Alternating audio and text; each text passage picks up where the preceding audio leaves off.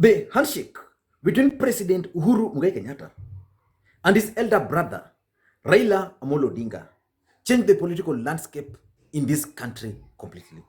And I remember so well when that handshake happened in March 2018. Most political pundits were actually divided on the objective it was intended to achieve. Most political pundits believed then that President Uhuru Kenyatta was actually playing Raila Amolo Odinga because he needed peace to rule this country and that he was going to dump Raila Odinga at the appropriate time. And some, like myself, believed that the president had actually started betraying his deputy. And at some point, really it was becoming clear that the president was either playing Ruto or Raila Odinga because his actions were not very straight. But I remember opining on this platform that there is no way Uhuru Kenyatta could betray or could play Raila Odinga and the deputy president at once. If he had to play Ruto, then he had to have Raila Odinga. If he had to play Raila Odinga, then he had to have his deputy on his side. He could not afford to betray these two individuals because a combination of Ruto and Raila was too lethal for the president to play with. But 2 years later, everything is now clear that the president has actually betrayed his deputy. And that takes us to the question, why Uhuru fears Ruto's presidency? So today I want us to look at that particular topic. But before we do that, if you're bumping on this video for the first time, I want you to take a second or two and hit subscribe button so that next time we produce a video like this one, you get notified. Now back to the main issue. The topic of today is very simple. Why Uhuru fears Ruto's presidency. It's not the first time I'm doing this video. It's actually the second time. But a lot of factors have changed and everything is now clear. Now, for us to understand this, let me read for you a tweet which the DP posted a few hours ago today. In that tweet, the DP posted or shared Psalms 27 verse 1 to 4. And it says, "Of David, the Lord is my light and salvation. Whom shall I fear?" I want you to underline the word fear because that's actually our topic today. And it's continuing, "The Lord is the stronghold of my life. Of whom shall I be afraid?" Again, underline the word afraid. "When evildoers assail me to eat up my flesh, my adversaries and foe, it is them who stumble and fail." I'll leave it there. So there is something which Uhuru Kenyatta fears about the deputy president and his presidency. Because let's face it, Uhuru made a promise to support his deputy for 10 years. What has changed? In my view, these are as a result of several factors. Uhuru fears deputy president. He fears William Ruto becoming the president of the Republic of Kenya. And not only Uhuru alone, there are several other leaders, senior leaders in this country who fears the deputy president becoming the president of the Republic of Kenya. And where the DP is exactly where Raila Amolo Odinga was in 2007, where he was the clear favorite. He won the elections, but because of certain fears, Raila Odinga could not be sworn in as the president of the Republic of Kenya. Now let's get back to the business.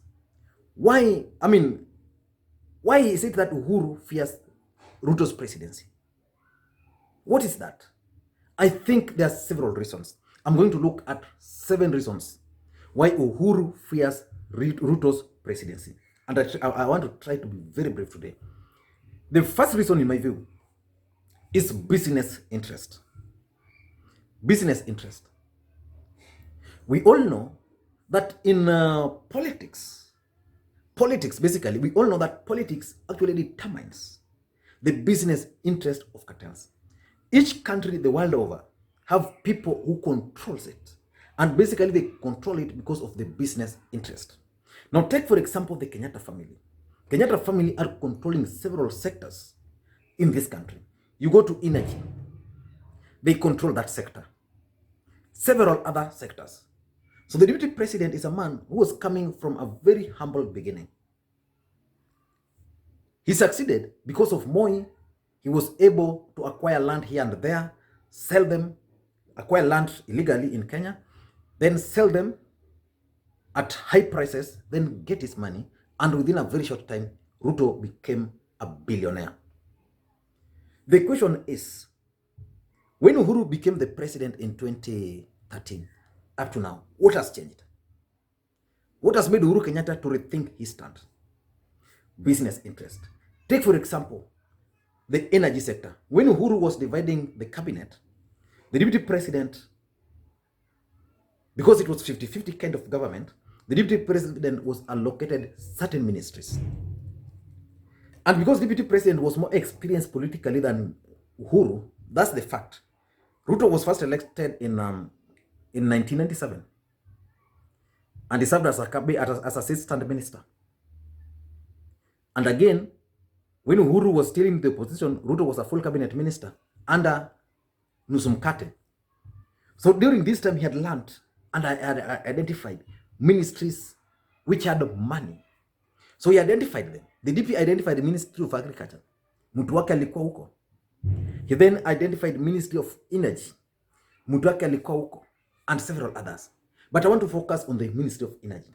When this guy was there, he started venturing into that particular sector. And that sector was being controlled by the Kenyatta family. Let's face it. So these guys were not happy. And they were asking themselves, if this guy can try and enter into this particular sector, and it's just a deputy president, what can he do if he becomes the president? And this is basically the biggest problem. A story is told how the allies of the deputy president in where they were really did business with the government. And that's why it's impossible. It's almost close to impossible to fight the DP with money. He accumulated enough in the first term. Someone was telling me, someone who's very close with them, that the strategy of the DP was that he had known that you can't be anything in Kenya politics without money. So he had known he needed money. And he had also known that after getting money, his name will be tainted. So he had also known that he needed that money to clear his name. So in the first 5 years, he was focused on making that money. And he actually made that money through business and government. By making those monies, it means there are people who are denied those money. Then after making those money, now in the second term, he had intended to clean his name. And now here is where our watu wanamshika. So I think it's all about business interest. It's not only the Kenyatta family. There are cartels in this country. Talk of Jimmy Wanjigi. The railways, several businesses. Talk of big business people in this country. The Langat guy, the Kalenjin guy who has been fighting him, he took most of this business from these people. Take, for example, when he took over NTSA, he hired all the vehicles to NTSA. Insurance, he was insuring all government vehicles. So that's why he is feared. Because these are the people who put Uhuru in power. So they are telling him, my friend, look here, this guy is just a mere deputy. Look at what he has been able to do. So that's the first fear. The fear of business interest. The second reason why Uhuru Kenyatta actually fears the DP is what I can call central Kenya politics. If you like it, you can call it Uhuru Kenyatta's personal interest. Uhuru Kenyatta is retiring as the President of the Republic of Kenya in 2022. He will be no longer president. The constitution is very clear. He must go home. Unless he finds a way of maneuvering his ways and coming back again, either as a member of parliament, the constitution doesn't stop him, becoming as a prime minister, if the constitution will be changed. He can even run as a governor of Kiambu, Nairobi, if he wants, but he cannot come as a president of the Republic of Kenya. That's the reality. But there's a problem which the DP did not realize. During Jubilee nominations, the DP, because he knew he was going to run in 2022 and he wanted to lock out certain people, he forgot that central Kenya belonged to one man called Uhuru Kenyatta. So he locked certain people. And he didn't end there. After locking those people, He made his people to be elected governors, MPs, and the rest. And then these guys started now abusing Uhuru Kenyatta, and they started now competing for who was more powerful in central Kenya. You can't make such kind of a mistake. For example, if you want to get low votes, it's easier for you to go and talk to Raila Odinga and convince him. But it will be very difficult for you to try to take those votes forcefully from him. And that's exactly what the DP has been trying to do. Look at the kind of statement Dindi Nyoro were making the other day. Look at those kind of statements. Do you think they're making Uhuru Kenyatta happy? Uhuru Kenyatta needs central Kenya. He needs to control that central Kenya, even if he will not be a member of parliament. So those are the realities of politics. But the DP committed a mistake. He now wanted to control the central Kenya politics. Uhuru will still need a voting bloc which he controls, even if he's not a president. He will need to tell, okay, I want the member of parliament for Gatundu South to be so and so. Then it happens. So that's the second reason. The central Kenya and probably Uhuru's political interest, Ruto did not cater for. Immediately they went into an agreement that Uhuru was going to serve 2 terms, and then Ruto, during the first term and second term, Ruto was the DP. Ruto was not telling Uhuru Kenyatta where he's going to put Uhuru Kenyatta, because Uhuru Kenyatta is still very young. Was he expecting Uhuru Kenyatta to go and relax in Gatundu? So that's the second reason. The third reason why Uhuru fears the DP is what is known publicly, that DP is a very vengeful man. He can revenge. As things stand today up to now, the DP has been humiliated enough in Jubilee Party. He's been keeping his silence. If you listen to the clip which I read here, he's persevering being in that government. If you were Raila Odinga, for example, I'm sure he would have bolted out of that government. Uhuru is well aware that the DP has been just trying to appear to be happy, but he's not very happy. Kipchumba Murkomen alluded the other day that from the time they elected Uhuru Kenyatta in 2013, the DP has not even been allowed to chair a cabinet subcommittee. To chair. Right now, his people are being kicked out left, right, and centers. His people, the people he was using to accumulate money for campaigns, are being kicked out left, right, and centers in all positions. Most of them are being dragged to the courts. So do you think Uhuru is a fool to know that this guy amenyamaza tu apati kiti? Akishapata kiti itakuwa shida. Remember, the DP once told his people that he's the one who was ruling this country. That Uhuru alikuwa nakunywa tu. And that's why Uhuru now reacted, now took charge. But they now know that the DP is just marking time. Ruto will do everything possible to make sure that he's not seen to be antagonizing his boss for now.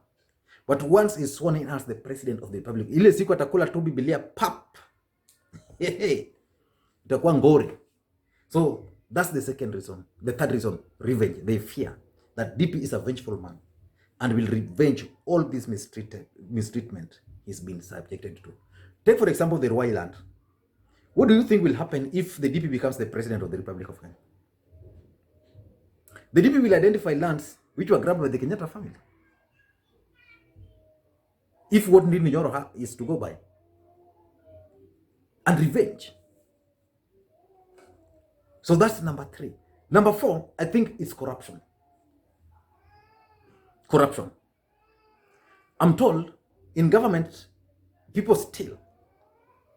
But the intelligence advised Uhuru Kenyatta that the kind of thievery which was going on in ministries headed by his people were unprecedented. That the country cannot sustain such kind of corruption. And because he was the deputy president and he was doing nothing about them, it was going to be very difficult for the country to move forward. Remember, Uhuru is the current commander-in-chief, and he has a duty to protect the interest of the country. And because the only way he can protect the interest of the country in future is when he's still sitting in office. So he was advised that this guy, akikuwa president, itakuwa ngori. There will be a problem. Look, all the Ministry of Energy, all the scandals around the last miles, Kenya Power, Kenya Pipeline, all those scandals. Look at the Aror, all the dams.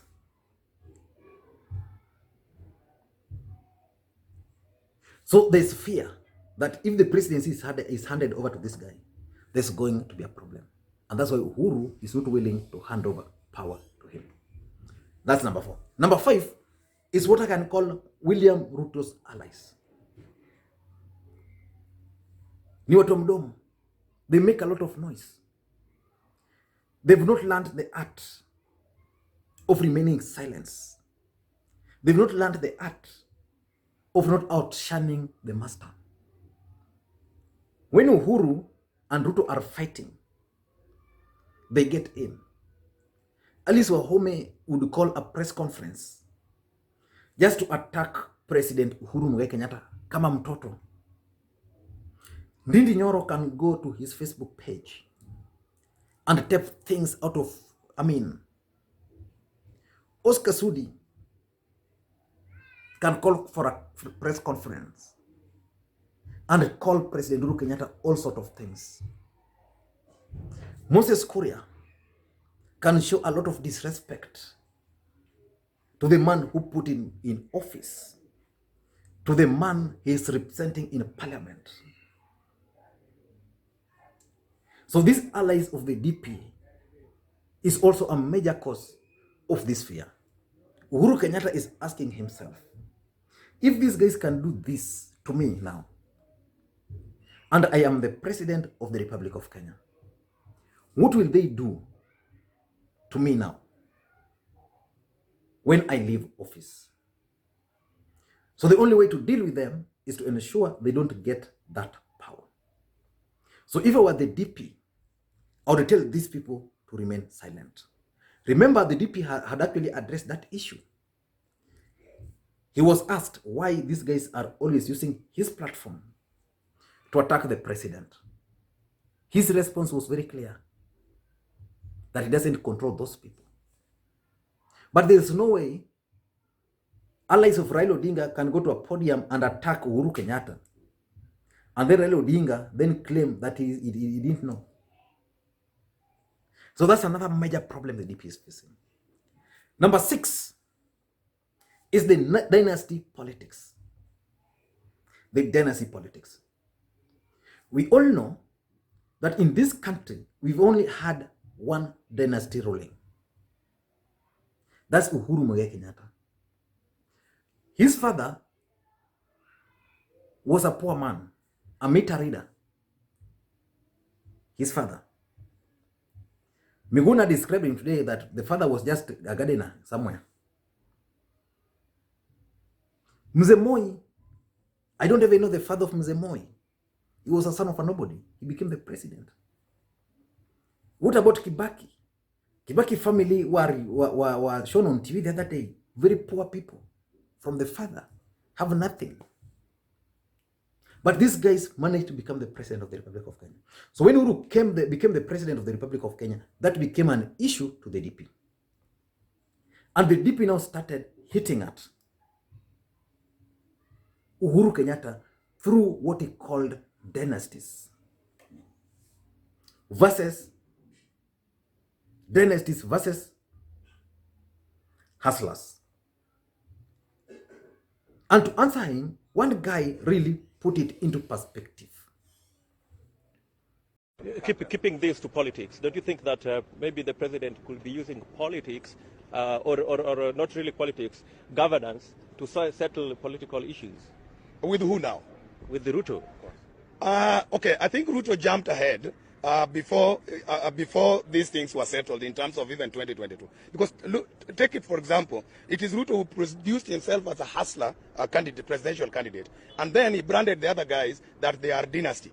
That is Raila Odinga, the Gideon Moi, and the Uhuru Kenyatta, that's the dynasty. But then he got it wrong because William Samoei Ruto has never voted outside dynasty since 1992. He voted for Moi, that was dynasty. 97, he voted for Moi, that was dynasty. 2002, when the entire country knew that Kibaki was going to win, and Kibaki was a hustler, he voted for Uhuru, who is a dynasty. 2007, there were hustlers. He voted for Raila, who is a dynasty. And then in 2013, he voted for Uhuru, who is a dynasty. 2017, he voted for Ruto, dynasty. So he has never voted for hustlers. We've had so many hustlers. Ekuru Aukot, Mwalimu Dida, and the rest. He has never voted for them. So William Ruto has voted for dynasty. He cannot come out all of a sudden to teach us not to vote for dynasty. We will vote for dynasty because that's the pattern he has taught us. Can No, basically the DP has supported all these guys all his entire political life. But all of a sudden, because he's running, he's now calling Uhuru Kenyatta dynasties. And I remember Uhuru Kenyatta was one time very annoyed. And he told them that they must know that he's also a human being. He's also a human being. But the fact is, the dynasty narrative is hurting Uhuru. And the sooner the DP realizes this, the better for him. Because the moment he's now attacking the dynasties, then these guys are all going to gang up. And they're going to gang up against him. And with the Moi family, Kenyatta family, Kiika family, Odinga family, Kibaki family is now a dynasty, Mudavadi family, Kalonzo Musyoka family, Nasir family, there are several of them. You go to Nyachai family, they won't allow this because these are the billionaires in this country. They'll fear that this guy is going to go for the properties. And lastly, is the Moi factor. I am sure that the former president Daniel Toroitich arap Moi told Uhuru Kenyatta something about the DP. And that's why Uhuru is not very keen on supporting the DP. And remember, people have been saying that, oh, it's the DP who made Uhuru the president of the Republic of Kenya. That's hogwash. The person who made Uhuru Kenyatta the president of the Republic of Kenya is none other than the former president Daniel Toroitich arap Moi. This guy picked Uhuru from nowhere, made Uhuru Kenyatta the chairman of the tourism board, nominated him to parliament, made him the kind of chair, vice chair, senior, and made him the KANU presidential candidate. And after Uhuru Kenyatta contesting, Uhuru failed. Then Uhuru picked himself from there. He already had a national platform. So I'm sure, because Moi didn't have time for the DP, there is something that Moi told Uhuru Kenyatta about the deputy president. And that's why sometimes I strongly believe that it could be that Uhuru was told to hand over power to Gideon. But he can't hand over power to Gideon because the country is currently rebellious. So they are going to look at other options for him. So probably Gideon will be president of the Republic of Kenya, but he has to wait a bit so that in 2022 they can have someone holding brief for him. And that's where I'm seeing, if that's the strategy, that's where I'm seeing Raila Odinga becoming the president of the Republic of Kenya and serving for one term. Then someone now like Gideon Moi can take over. But I strongly believe that President Uhuru Muigai Kenyatta, former President Daniel Toroitich arap Moi is one of the reasons why Uhuru Kenyatta fears William Samoei Ruto's presidency. That's my take. And if you're bumping on this video for the first time, I want you to just take a second or two again and hit the subscribe button. And one of my fans here asked me specifically, I hope he's reading through WhatsApp, he's based in the US. He asked me that, Lee, you are doing a good job, but I think the subscribers are not doing you a good favor. Can you ask them to start sharing your content on various social media platforms? So I want to take this opportunity to ask you guys for a favor. Just share for me this particular video. If you are on WhatsApp, share it to the groups you are in. If you are on Twitter, share it on Twitter. If you are on Facebook, share it on Facebook and the groups you are in. Whichever means you have, please share for me this particular video. Thank you guys, and please may you have a good day.